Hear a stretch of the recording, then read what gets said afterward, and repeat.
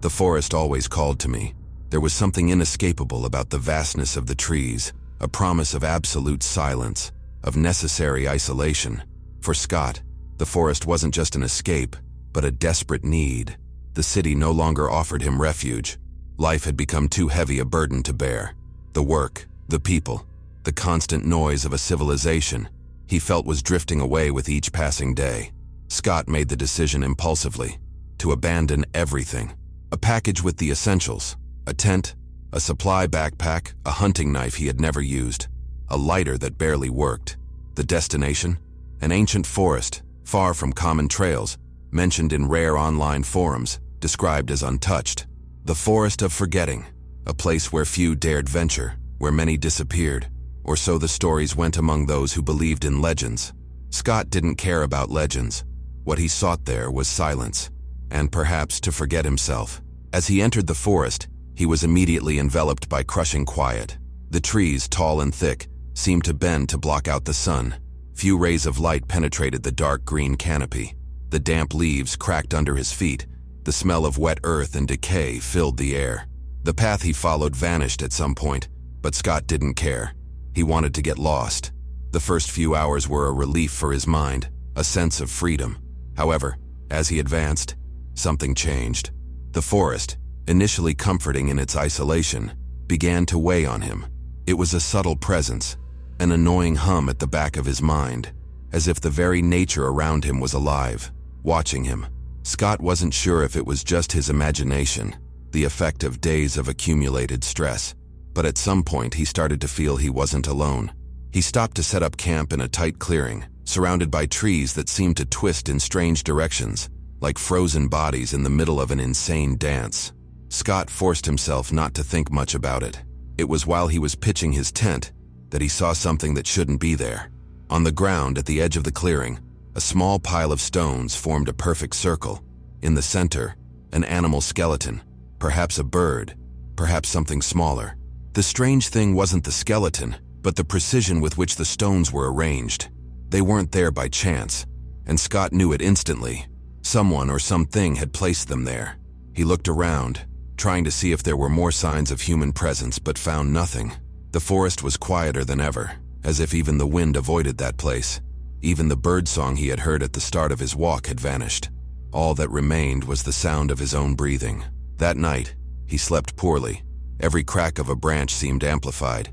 Every whisper of the wind seemed like a nearby murmur. He woke up several times with the unsettling feeling of being watched. With each awakening, the forest around him seemed denser, more closed in, as if the trees were slowly closing in.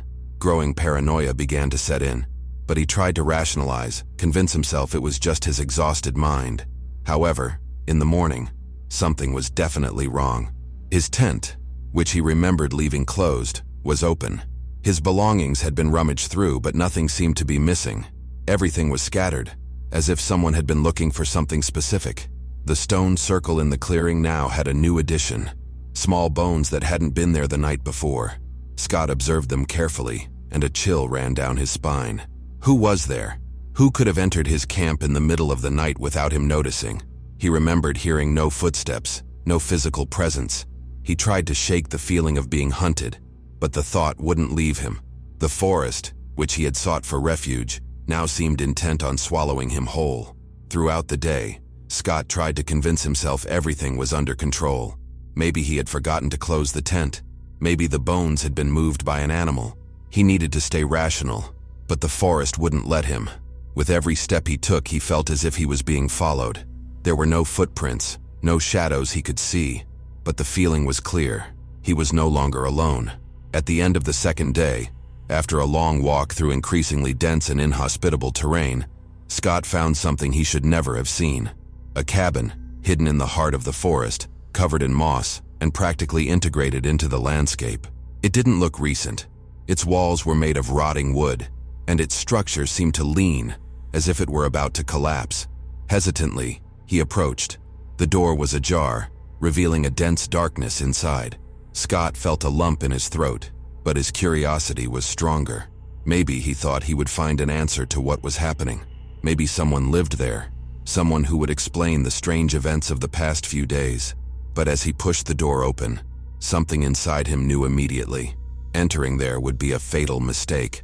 The door creaked, echoing through the forest like a muffled scream, and Scott hesitated at the cabin's entrance. The inside was dark, and the little light that seeped through the door only hinted at shapes in the back. The smell of mold and something else, something he couldn't quite identify, hit him hard, and he fought the urge to vomit. Something wasn't right here. Every fiber of his being screamed for him to back away, but his mind, driven by morbid curiosity and a need to understand what was happening in these woods, pushed him forward. His first steps were cautious.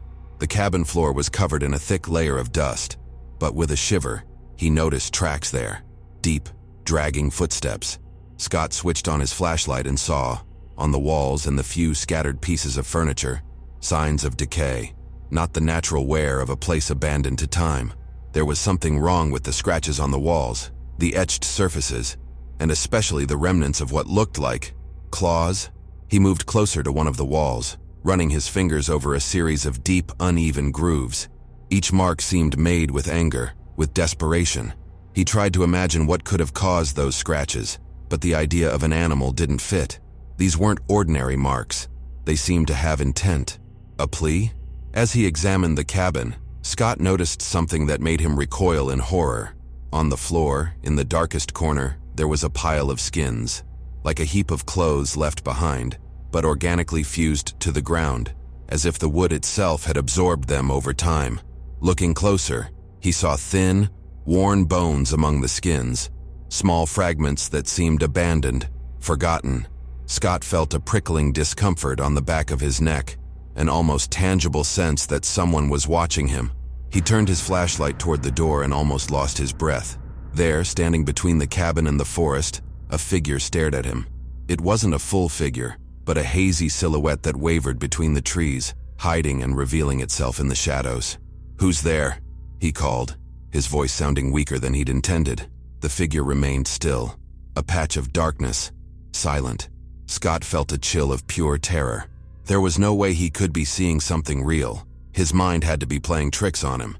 But even as he tried to convince himself it was just a trick of the light, the figure began to move slowly toward him, shifting between visible and invisible. Scott bolted from the cabin in a desperate rush, stumbling and nearly falling. He ran into the clearing, his steps echoing through the dry leaves on the ground, but soon realized that the figure was following him. Every step he took, every panicked breath was accompanied by the soft rhythmic sound of something walking just behind him, yet staying out of sight. He dashed to his tent, struggling to steady his breathing as he turned and tried to calm his mind. There was nothing there.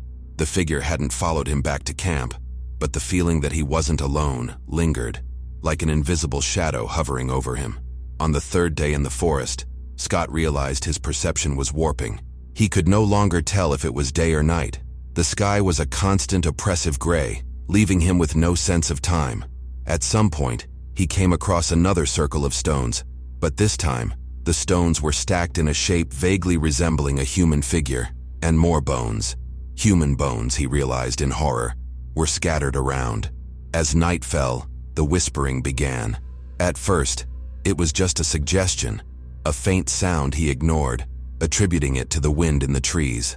But as he tried to settle into sleep, the whispers became clearer, unintelligible words, a constant murmur seeming to come from all directions.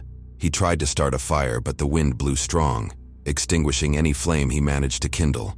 The darkness around him was impenetrable, a mass that seemed to close in on him, drawing nearer and nearer. Scott sat there clutching himself, listening to the whispers that now seemed to tell him something. Distant and fragmented words filled with a sense of urgency and despair. Dawn brought an even more disturbing surprise. When he finally fell asleep sometime before sunrise, he awoke abruptly with something touching his face. He opened his eyes in panic and saw a figure beside him. It was a woman, or what was left of her. Her face sunken and her eyes deep and black, her hair disheveled, and an expression that mingled pain and rage. She looked at him with a suffocating intensity, and Scott felt every cell in his body freeze in pure terror. He blinked, and the figure was gone, but the sensation of her touch lingered. A faint mark, like the trace of a hand, remained on his face. He didn't know if it was real or a product of his exhausted, terrified mind, but the fear was absolute. On the fourth day, Scott was lost, physically and mentally. The forest around him seemed to have changed on purpose, as if rearranging its paths to keep him trapped there, prisoner. He tried retracing his steps, but everything led him back to the same point, to the circle of stones, to the cabin, and to the marks on the trees that seemed to multiply, each one a silent testament to whoever, or whatever, had passed through there before him. The whispers never ceased, and that late afternoon, something inside him broke. Scott no longer knew if he was still in the forest or trapped within a nightmare, caught in an alternate reality where time and space followed their own rules.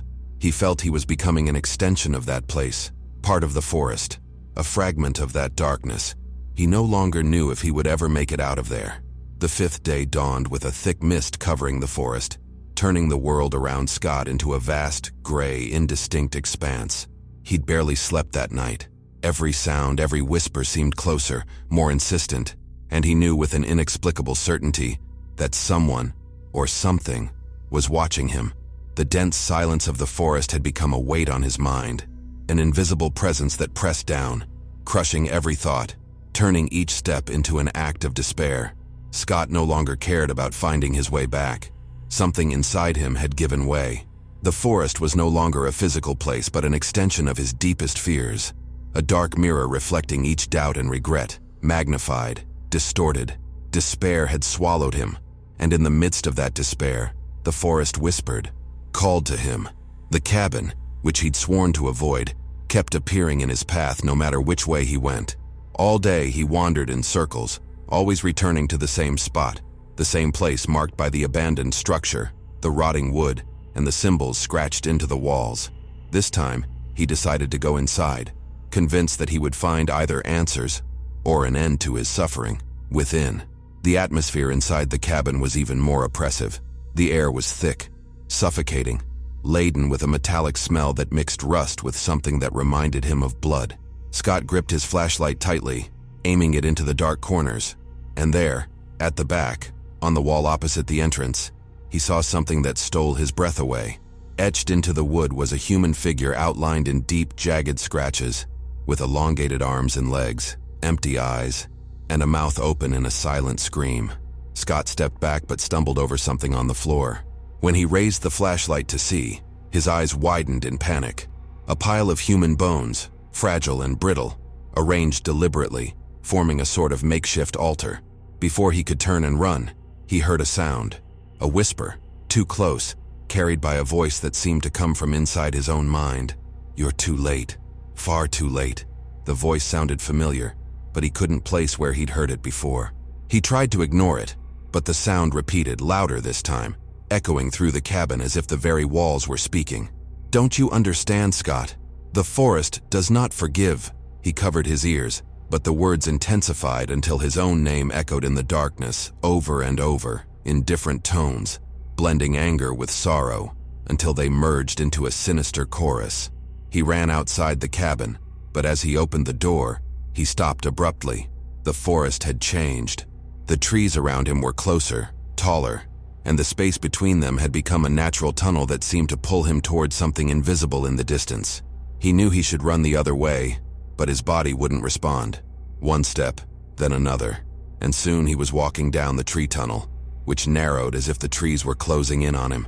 With each step, visions began to appear in the shadows between the trunks, human figures standing still, with indistinct faces and faded clothes. Some seemed familiar, faces from the past, from lost memories, but all had the same vacant, accusing stare. It was as if the trees had absorbed every soul that had passed through, preserving them in the eternity of that cursed forest. Scott started to run. The sound of heavy footsteps echoed behind him, but he knew he couldn't look back. Something was chasing him, something that if he saw he might never be able to forget. The pace of the footsteps quickened, an insistent beat that merged with his own heartbeat. And then, without warning, the sound stopped. He halted, trying to catch his breath. The silence around him was absolute, so dense it seemed to swallow even his breathing. He slowly turned, expecting to see nothingness, but what he saw was far worse. Just a few feet away, a figure stared at him. It was himself. Scott stumbled back, unable to process what he was seeing. The figure was a perfect replica of him, but something was wrong. Its skin was pale, Its eyes were hollow black pits, and the expression on its face was a mix of sadness and fury. Its mouth opened slowly as if about to speak, but no sound came out. Instead, the figure raised one hand, pointing at him, as if accusing him of something unspeakable. "Why, did you come back?" The voice echoed, low and fragmented, like a whisper from a distant eternity. Scott tried to answer, but the words wouldn't come. The figure took a step toward him, and he felt the ground give way beneath his feet. He fell to his knees, his gaze locked on that spectral version of himself, feeling something within him unraveling. The forest, as if responding to the presence of that entity, began to murmur again, now in a unified chorus of voices, all carrying an ancient despair, a pain that seemed endless. And among the voices, a dark truth formed in his mind. Scott realized then that he should never have come here, that something had called to him from the beginning, something that wanted to bring him back to where he had always belonged. The specter drew closer, and as it finally touched Scott's shoulder, the world around him dissolved into utter darkness. He felt an overwhelming presence invade his mind, and memories, visions, and repressed feelings surged to the surface. Every fear, every doubt, each trauma he had tried to bury now consumed him, like roots penetrating his being, pulling him into the forest floor. When he finally opened his eyes, he realized he was back in the clearing, alone. The cabin had vanished, the stones and bones too, but something was different. He felt the forest within him, a constant echo in his mind, a bond that would never be broken. Scott understood that he was now part of the forest, that he was one of the many who had lost their identity here, condemned to wander, a shadow among the trees, a silent echo of his own existence. He looked around, and in the distance, between the shadows of the woods, he saw figures moving. And he knew, with a crushing certainty, that he would never leave this place again. What remained of Scott finally emerged from the forest days later, disoriented and unrecognizable. The first rays of sunlight he encountered seemed to blind him, as if his skin and eyes had been conditioned to live in perpetual twilight. When a few hikers spotted him on the edge of the dirt road encircling the forest, their faces showed horror. His clothes were torn, his body covered in scratches and dirt, and his gaze, a dull emptiness, as if something vital inside him had broken. Scott muttered incoherent phrases, disconnected words dissolving into silent sobs. The following days were a blur of voices and strange faces, in places that felt overly bright and artificially clean. He was taken to the hospital, where doctors and nurses tried to piece together what had happened.